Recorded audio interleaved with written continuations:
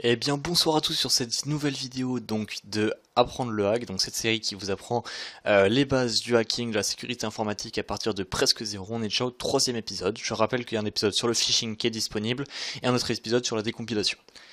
Donc dans un premier temps, aujourd'hui nous allons parler des proxys puis des VPN dans le but d'aborder l'anonymat sur le web. Alors si vous vous intéressez au hacking et à la sécurité informatique, vous vous intéressez forcément à l'anonymat. Il ne s'agit pas de pouvoir être reconnu directement sur le net, quelles que soient nos actions. Je vous invite évidemment pas à faire des hacks qui seront répréhensibles.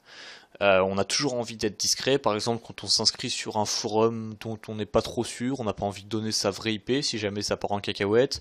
Quand on s'inscrit par exemple sur HackersCamp, mon site, on n'a pas envie de donner sa vraie IP.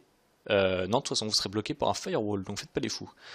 Voilà, c'était mon petit autopro. Alors qu'est-ce qu'un proxy, qu'est-ce qu'un VPN? Dans un premier temps, on va parler d'un proxy. Je dois rappeler avant toute chose qu'on n'est jamais totalement anonyme sur la net. C'est-à-dire que si vous allez vous prendre un proxy, un VPN, tout ce que vous voulez, et que vous allez vous faire PayPal, croyez-moi, vous retrouvez. Vous allez vous retrouver directement kidnappé par le FBI, et vous allez vous retrouver dans un bureau aux États-Unis en moins de 2. Ne vous inquiétez pas. Donc en fait, un VPN ou un proxy, ça va servir à éliminer les petits hackers, comme ça, par exemple, je vous envoie un IP logger pour te DDoS, comme ça, au moins, si t'es protégé, je pourrais pas te DDoS.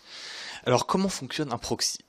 En fait, un proxy, ça va être juste un intermédiaire entre vous et la source. Alors en fait, c'est-à-dire que, par exemple, vous allez vous connecter à un site. Vous n'avez pas envie d'utiliser et de montrer votre vraie IP pour aller sur le site. Et bien tout simplement, vous allez demander à un serveur d'aller sur le site pour vous.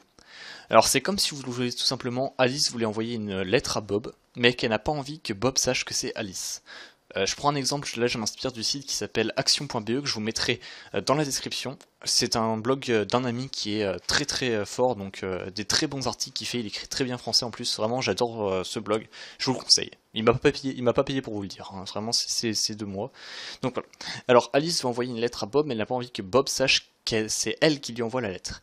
Alors tout simplement, qu'est-ce que va faire Alice? Elle peut passer par un intermédiaire, elle va passer par une amie par exemple, son amie, elle va lui envoyer la lettre et dit tiens fais passer à Bob. Comme ça, Bob va recevoir une lettre de son amie, mais ne va pas savoir que ça vient d'Alice. Donc ça, vous n'êtes pas champion, il n'y a pas besoin d'être champion pour l'avoir compris, c'est assez simple. Et tout simplement, c'est comme ça que ça marche, tout simplement un proxy. Donc on envoie une requête à un serveur, on lui dit est-ce que s'il te plaît tu peux aller visiter cette page là pour moi. Voilà, c'est comme ça que marche un proxy, ça sert par exemple à éviter si vous êtes dans un pays qui a des restrictions au niveau des sites web, si vous voulez voir un site web qui va être interdit par le pays, on passe par un proxy et vous ne serez plus dans le pays. Alors un proxy ça peut aussi passer par plusieurs serveurs, c'est-à-dire que vraiment quand Alice elle a pas envie de se faire choper, elle envoie une lettre à une amie, elle lui dit tu lui fais passer à elle, tu lui fais passer à elle, tu lui fais passer à elle, et ça arrive à Bob. Donc voilà, c'est encore une méthode, au final Bob va recevoir la lettre et ne verra au final que la dernière personne, et ne connaîtra l'identité que de la dernière personne. C'est comme ça que marche un proxy, donc je vais vous faire une petite démonstration d'un proxy directement en ligne. Alors voilà, je me connecte au site, mon adresse IP pour faire une petite démonstration. Je masque évidemment mon IP pour des raisons évidentes, mais elle commence par 78. Donc comme ça, je vous laisse que le premier chiffre. Alors maintenant qu'on sait que mon IP est 78, on va tout simplement passer par un proxy. Donc je vais utiliser ZenProxy, un proxy que je viens de trouver, hein, parce que c'est pas trop mon truc. Et on va tout simplement mettre l'URL du site et appuyer sur Go.